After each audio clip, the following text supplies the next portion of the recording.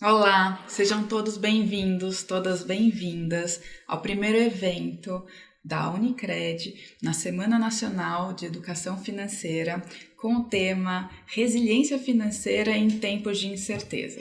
Vou apresentar rapidamente para vocês. Eu sou a Patrícia Palomo, sou economista, formada pelo INSPER.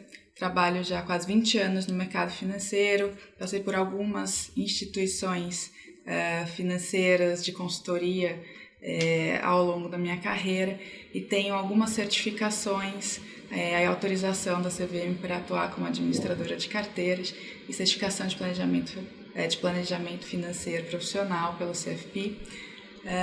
E hoje a gente vai falar um pouquinho então sobre tomada de decisão financeira em momentos de incerteza.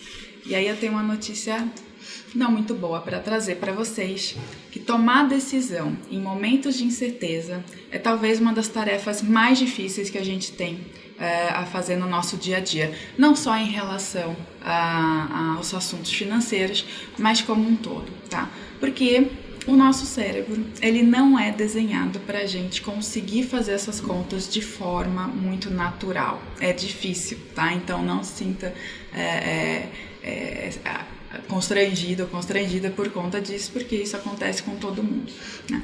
E qual que é o problema em relação à incerteza, né? A incerteza em relação aos resultados. A gente nem sempre tem assertividade e certeza em relação a qual que vai ser o resultado daquela nossa decisão, daquela nossa ação. Então, se eu trouxer para vocês a seguinte pergunta, olha só, hoje vai chover. Se eu te digo que hoje vai chover, com certeza, qual a decisão que você vai tomar em relação a levar ou não o guarda-chuva consigo? Muito provavelmente você vai responder, olha, se você está me dizendo que vai chover, a decisão que eu vou tomar é levar sim o guarda-chuva. Agora, se eu trouxer a situação com a seguinte descrição, temos hoje 50% de chance de chover, de que chova, e 50% de chance de que não chova. Nesse contexto, qual é a sua tomada de decisão? Você vai ser tão enfático, tão enfática ao decidir carregar um guarda-chuva consigo e tudo que implica isso, né, o desconforto de ficar carregando, sendo que existe 50% de chance de que não chova? Veja, então a nossa tomada de decisão, ela depende daquilo que a gente acredita que vai acontecer em termos de chance, de probabilidade de ocorrência. E ela muda, né? Ela muda se a gente acredita que vai chover com segurança ou se não, ou se é uma chance grande que não chova. E o difícil da história é a gente conseguir atribuir essa probabilidade, né? Essa probabilidade. Se eu perguntar para vocês, olha para a janela e me diz com muita segurança qual é a chance que vocês acreditam que hoje vai chover, talvez alguns me digam 20%, 30%, aqui o céu está escuro, então é mais provável que seja ali alguma coisa de 60% ou 70%. Mas a gente sempre vai ter ali uma margem de incerteza, uma margem de insegurança, que pode ser que sim, pode ser que não. E isso torna a tomada de decisão difícil. Então, se a gente está falando de algo tão trivial como chuva, já se tornar uma decisão difícil por conta da incerteza, imagina como é para a gente tomar decisão em cima de variáveis do mercado financeiro, que oscilam o tempo todo e por uma série de fatores. Olha esse quadrinho aqui que eu estou trazendo para vocês. Ele é o retorno anual, então como que vários índices de mercado se comportaram em termos de rentabilidade ao longo dos últimos anos.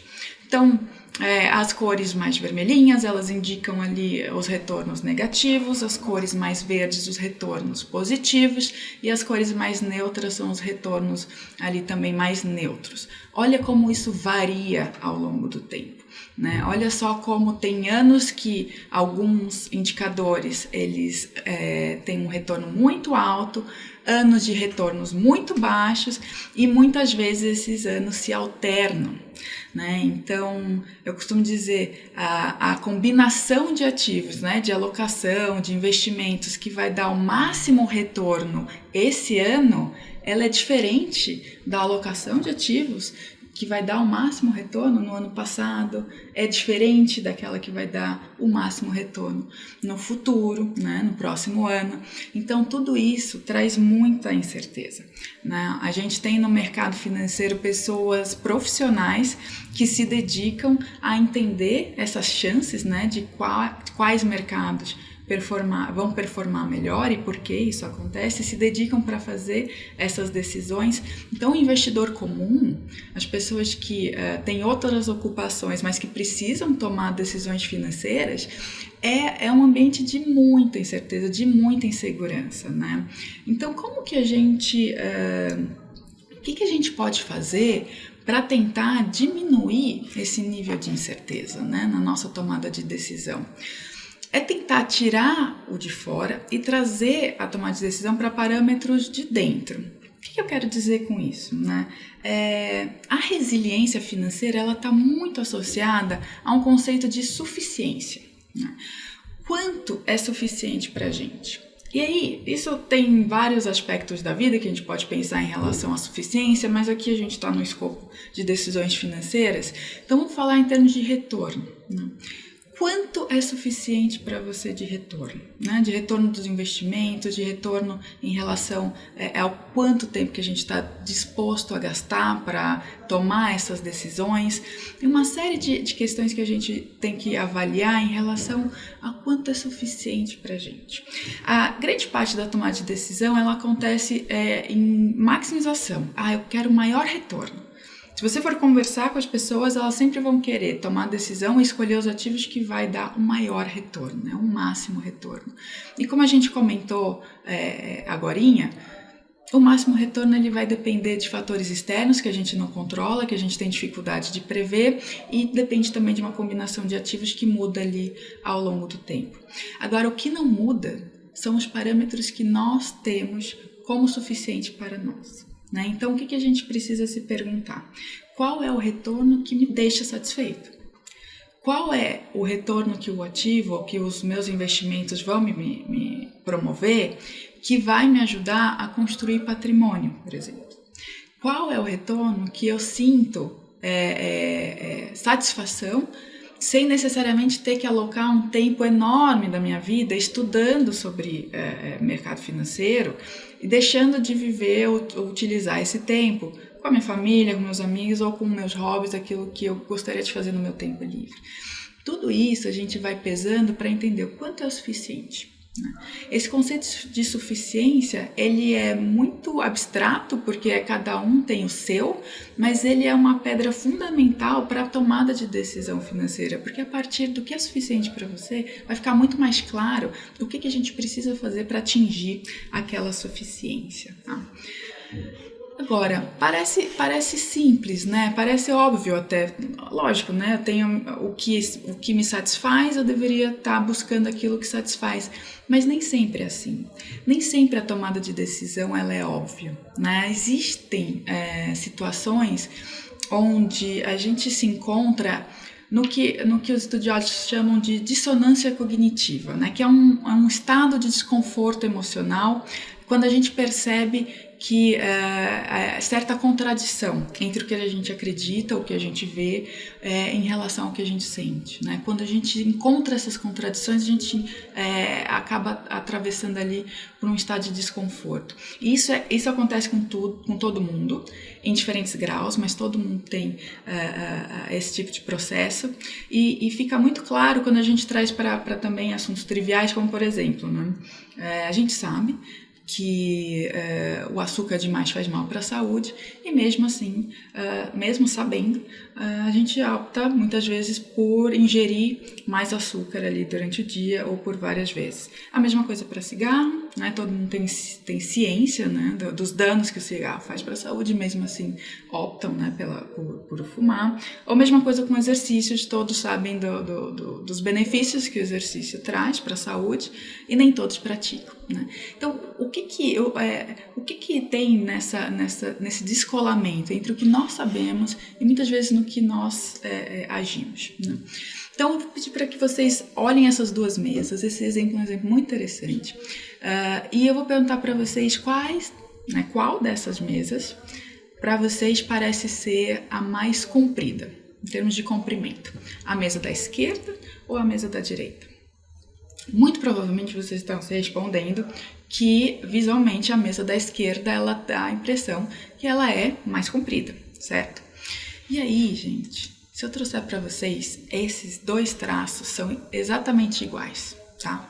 Tanto o traço laranja que está aqui na vertical, quanto o traço laranja que está na horizontal na mesa da direita, eles têm a mesma medida, eles são exatamente iguais, é o mesmo traço, né?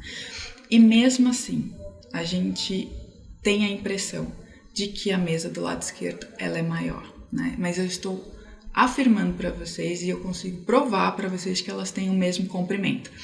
Printem se vocês quiserem fazer essa prova, é o mesmo comprimento. Mas se a gente voltar... Peraí, sumiu aqui. Se a gente voltar, vocês vão perceber que a nossa mente ainda quer que a gente acredite que a mesa do lado esquerdo tem um comprimento maior.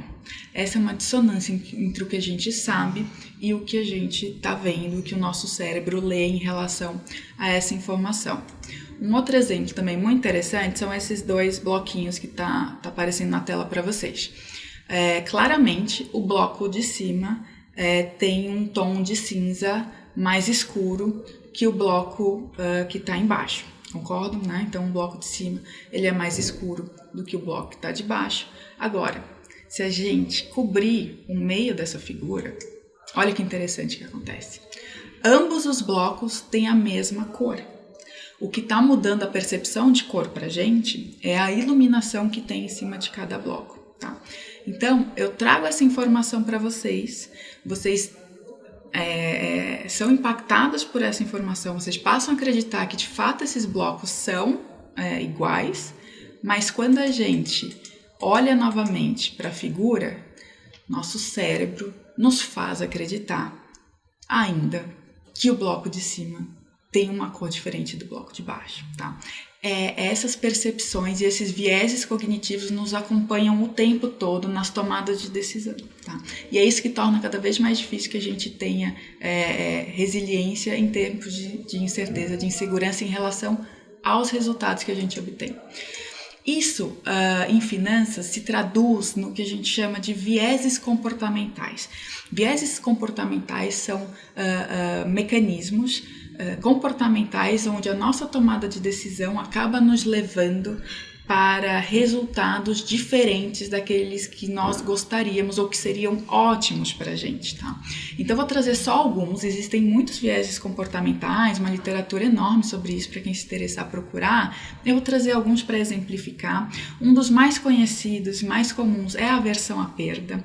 A aversão à perda é aquele sofrimento que a gente tem quando a gente perde algo. Esse sofrimento da perda já foi comprovado que ele é mais intenso do que a felicidade do ganho do mesmo montante financeiro. Então, quando a gente perde, a gente sofre mais, a gente tem mais emoção envolvida por uma série de questões cognitivas, e isso tem impactos na nossa tomada de decisão financeira. O que a aversão à perda faz com que a gente tome decisões subótimas em relação aos nossos investimentos, às nossas decisões financeiras? A gente acaba mantendo os investimentos que estão perdendo valor ou que não estão performando como a gente gostaria por mais tempo, porque a gente acredita que mantê-los vai fazer com que esse movimento seja alterado e a gente vai conseguir recuperar esse ativo, esse retorno, quando muito provavelmente a decisão mais correta a ser tomada seria realmente a gente sair daquele investimento e buscar um investimento mais que tenha ali uma perspectiva melhor de retorno, né? Um outro movimento que a aversão à perda causa é a gente realizar, no sentido da gente encerrar um investimento vencedor antes do prazo de maturação, ou que a gente se propôs a ficar, com medo daquela reversão virar uma perda, né, da gente perder aquele ganho que está aparecendo para a gente, tá? Então, são situações subótimas que são influenciadas por emoções, por medo de perder, por uma ganância excessiva, são emoções associadas à tomada de decisão. Um outro viés muito comum, que acontece muito conosco, não só em finanças, mas em várias áreas da nossa vida, é o que é chamado de FOMO, ou Fear of Missing Out, que é muito similar àquele efeito de manada, que é aquele medo da gente ficar de fora, de estar perdendo alguma coisa, de ficar de fora da tendência do que está todo mundo investindo, ou todo mundo tomando a decisão, ou todo mundo assistindo, né, aquela série que está todo mundo assistindo, a gente acaba assistindo até por inércia. O que isso impacta em termos de decisão de investimento subótima, de novo, né, que não é exatamente o melhor que a gente poderia tomar de decisão? Muito provavelmente quem está nesse contexto, né, nesse viés comportamental que tem essa característica de ir com os outros da manada, pode investir em posições fora do seu perfil de investimento. Também pode manter investimentos por mais tempo, além do que deveria manter, porque está todo mundo investindo. Tudo bem, mas o seu prazo já maturou, mas está todo mundo investindo. A gente, às vezes, toma a decisão para continuar no grupo, com medo de se sentir excluído, de não querer ficar de fora de uma tendência que todo mundo pegue. Tá? Isso é extremamente comum. Vocês provavelmente já viram isso ou já sentiram isso. E um outro viés também muito comum é o excesso de confiança, que é uma crença, né? Então veja como isso é muito internalizado nossa em relação à nossa capacidade de análise e de tomada de decisão. Nós, em geral, eu me incluo nisso, tá? Então isso é uma característica muito comum, né, na maioria das pessoas. Acreditamos que temos uma capacidade maior, né, de analisar e de processar informações, e a nossa tomada de decisão acaba sendo, na nossa crença, melhor do que as demais. O que o excesso de confiança traz em relação à tomada de decisões subótimas, né? Se a gente acredita que a gente acerta demais, a gente acaba tomando decisões em excesso, ou seja, a gente acaba negociando posições em excesso, além do que deveria ser o necessário para a gente chegar no resultado ótimo. Esse excesso de movimentações, de negociações financeiras, acaba incorrendo num aumento de custo, né, associado às movimentações, e isso tira retorno, isso draga parte da nossa performance em relação aos nossos investimentos. Esse é um efeito colateral do viés de excesso de confiança que, de novo, todos nós temos, então é natural que a gente sinta.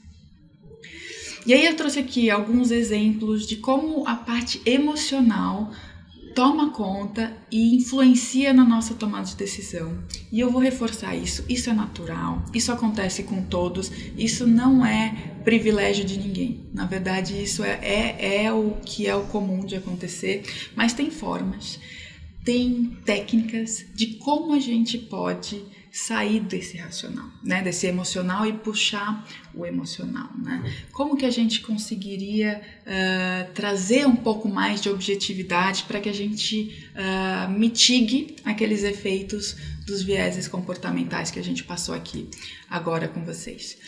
Uma das técnicas que é muito efetiva e que a gente já vê inúmeras formas de implementação, né, é em relação à definição dos objetivos. Defina muito bem quais são os seus objetivos financeiros. Parece muito simples, gente, mas é difícil, é complexo, né? A gente parar para pensar e definir o que eu quero com aquele investimento. Aonde eu quero chegar, né? Para que aquele investimento? Qual que é o purpose, né? Qual que é o objetivo, né? Que a gente vai obter a partir daquele investimento? Por que é importante a gente saber o para quê? Se a gente sabe qual que é o objetivo, né? Para que eu vou utilizar aquele recurso, isso traz ali uma clareza em relação ao que a gente precisa entregar em termos de retorno. Olha a suficiência voltando de novo para a mesa. Se eu tenho um objetivo específico para aquele investimento, para aquele recurso, para aquele dinheiro que eu trabalhei e que eu quero aplicar, qual que é o melhor investimento dado aquele objetivo? A resposta fica muito mais simples. Ela é muito mais fácil de ser obtida quando a gente tem ali uma destinação, uma finalidade para aquele investimento, para aquele recurso que a gente está se propondo a investir, né? Então, que a finalidade é o primeiro parâmetro que a gente deveria buscar, a primeira informação. Senta e escreve. Esse recurso eu vou usar para, por exemplo, viajar, fazer uma viagem internacional em até 2 anos. E muitas pessoas, muitos psicólogos orientam você escrever o porquê que você quer fazer essa viagem, quais são os motivos que você quer esse objetivo financeiro em específico. Isso gera mais comprometimento das pessoas em relação aos objetivos que elas traçam. Quando elas escrevem o porquê que elas querem fazer, porquê que elas merecem fazer, né, ou atingir aquele objetivo, pode ser para conhecer um lugar diferente, ou conhecer algum lugar que vocês viram num filme, onde foi filmado alguma coisa. Não importa o porquê, mas que seja o seu porquê. A partir da finalidade, um outro aspecto importante dos objetivos que a gente precisa delimitar para tomar a melhor decisão financeira é o montante, né? Quanto que eu estou disposta a gastar nessa viagem, por exemplo? Ou quanto que eu preciso para trocar de carro daqui 2, 3 anos? Quanto que eu preciso para fazer uma pós-graduação daqui 5 anos? Quanto que eu preciso para comprar um apartamento daqui 10 anos? São objetivos financeiros válidos e que muito provavelmente vocês têm alguns desses aí como meta. Quanto? Né? Estipula. Pode ser que seja aproximado, eu não tenho muito certeza, começa a fazer essa construção, que isso vai sendo refinado ao longo do tempo. Não tem problema não saber exatamente, mas começa a escrever. E um último ponto, mas talvez o mais importante, prazo. Em quanto tempo eu quero atingir esse objetivo? O prazo, de tudo isso que a gente conversou aqui, ele é aquele que vai ser mais limitante em relação às opções de investimento que a gente vai ter para aquele objetivo que a gente traçou. Então, se eu estou dizendo para vocês que eu quero gastar $5.000 na próxima viagem que eu vou fazer para o exterior em até 2 anos, eu já sei o para quê, eu já sei o quanto aproximadamente, eu já sei quando. Essa construção me deixa pouquíssimas opções de investimento para que eu consiga obter sucesso nesse objetivo financeiro. Pouquíssimas. Então fica muito mais fácil eu tomar uma decisão de investimento quando eu tenho a finalidade, quando nós temos o volume necessário, quando nós temos o prazo que a gente precisa para atingir aquele objetivo. Né? A gente vai diminuindo as opções e aí a tomada de decisão ela deixa de ser influenciada pela emoção e ela passa a ser influenciada por parâmetros objetivos, por informações objetivas que eu defini e que vão me trazer um maior conforto, uma maior suficiência, porque é aquele objetivo que eu quero que seja alcançado. Faz sentido para vocês? Tá claro?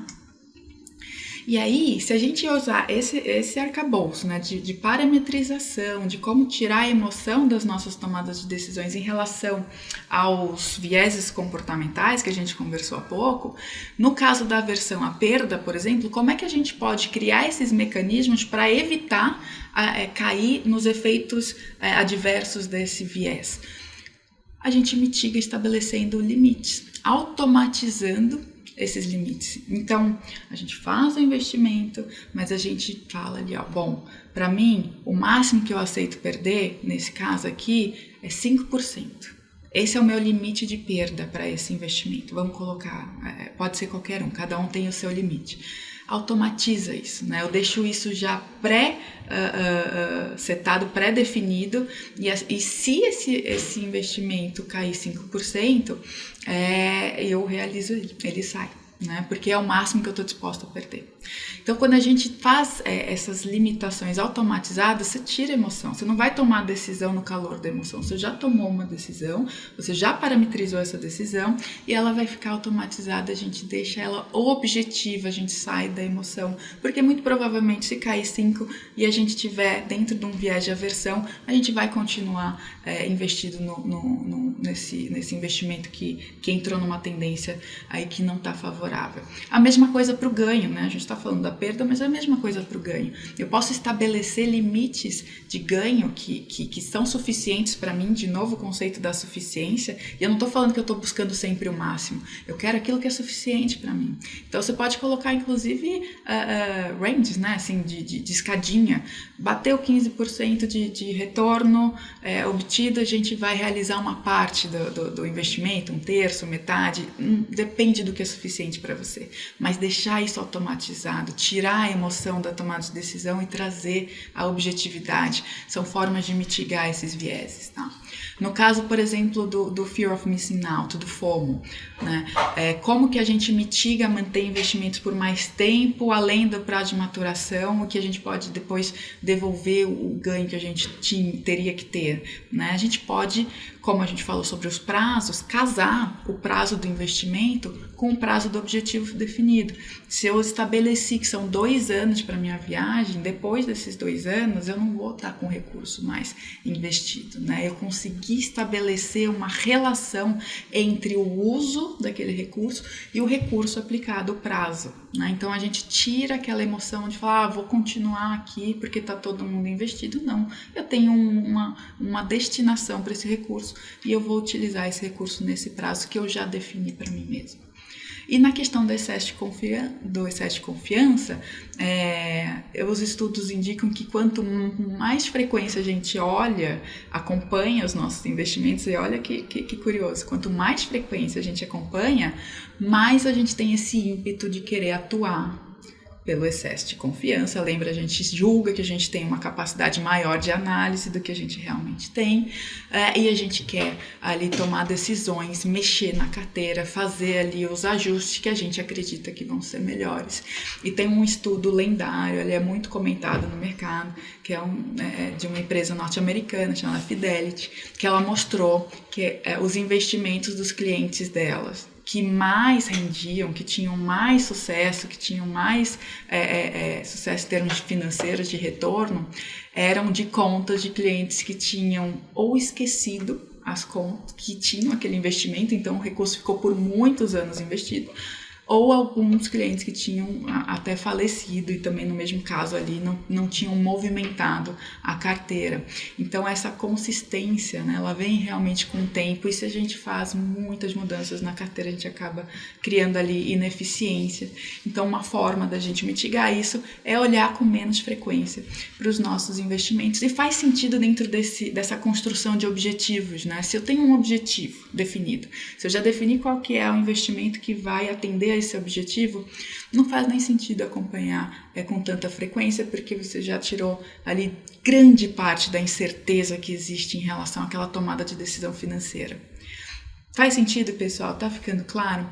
Então, para a gente amarrar esses conceitos de como ter resiliência financeira em tempos de incerteza, é tirar o que é do externo e trazer a nossa tomada de decisão porque são fatores internos, intrínsecos nossos, porque isso não muda com tanta frequência ao longo do tempo.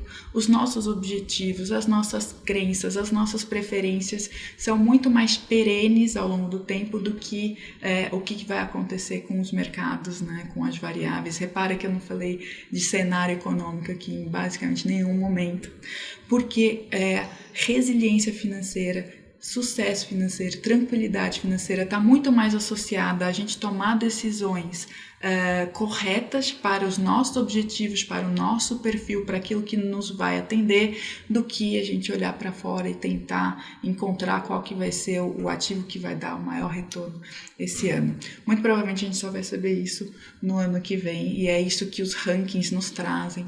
É por isso que eu evito e eu recomendo que vocês não busquem rankings, porque ele traz muitos vieses comportamentais, de ancoragem, de disponibilidade, que nos atrapalham para tomar decisões financeiras mais efetivas. Então, o que a gente pode fazer, né? O que a gente passou aqui nesse momento com vocês? Procurem estabelecer suficiência para vocês. O que é suficiente para mim? O que é suficiente para eu atingir os meus objetivos, para eu construir meu patrimônio?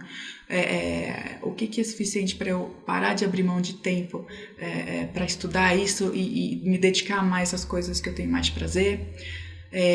conhecer os nossos próprios vieses. Isso é muito importante. Cada pessoa tem uma personalidade, tem um background diferente. Muito provavelmente alguns vieses são mais presentes ou mais intensos em algumas pessoas do que em outras. Então a gente fazer esse mergulho interno e conhecer quais são os vieses que mais nos afetam é importante para que a gente consiga criar essas estratégias, esses mecanismos para mitigar aqueles efeitos que a gente viu que não são muito bacanas para tomar de decisão. E principalmente definir quais são os nossos objetivos. Os objetivos de curto prazo, os objetivos de médio prazo, os de longo prazo, quanto que a gente quer, quais são as prioridades, né? Pode ser que surjam milhares de objetivos e espero que surjam, né? Mas quais são aquelas prioridades, como que a gente vai tomar e dividir, né, o nosso recurso em relação a esses objetivos. Com essa construção, né, com esse arcabouço, eu garanto para vocês que vocês vão conseguir construir as decisões financeiras e ficarem cada vez mais tranquilos em relação à tomada de decisão financeira. Né? Existem atualmente muitas opções, né, de investimento. Agora, aquela que é mais adequada para você depende de você, depende dos seus objetivos, né? Depende das suas características, então a gente tem que partir disso para aí sim buscar no mercado aquilo que vai realmente atender às suas necessidades. E eu queria agradecer a presença e dizer que hoje no Sistema Unicred nós temos profissionais extremamente qualificados para auxiliar nesse processo, né, de tomada de decisão financeira focada nos seus objetivos, né, nas suas necessidades, para te auxiliar nesse processo.